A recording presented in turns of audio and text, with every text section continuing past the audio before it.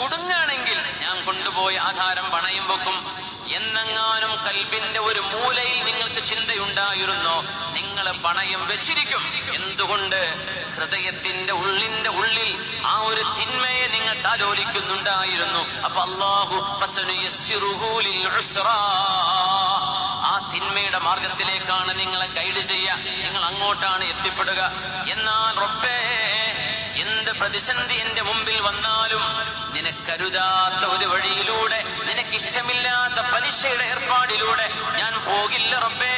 എന്റെ വീട് ചോർന്നൊലിച്ചാൽ പോലും കുടചൂടിയിരുന്നാൽ തന്നെയും ഈ പണി പൂർത്തിയാക്കാൻ ഞാൻ ബാങ്ക് പലിശക്ക് എടുത്തിട്ട് ഞാനിത് ചെയ്യില്ല റബ്ബേ എന്ന് ശപഥം നിങ്ങൾ ചെയ്തിട്ടുണ്ടെങ്കിൽ അല്ലാഹു നിങ്ങളുടെ മുമ്പിലേക്ക്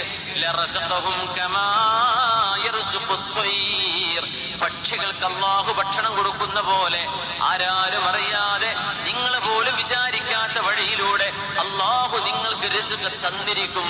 ഇത് നുണ പറയാത്ത സ്വാദിഖും മസ്ദൂഖുമായ അഷ്റഫുൽ ഖൽഖ് റസൂലുള്ളാഹി സ്വല്ലല്ലാഹു അലൈഹി വസല്ലം തങ്ങളാണ് പഠിപ്പിച്ചത്. അതിൽ തെറ്റുപറ്റില്ല. അത് സത്യമാണ്. അത് സത്യമായി പുലർന്നതാണ്, പുലർന്നുകൊണ്ടിരിക്കുന്ന അനുഭവങ്ങളാണത്.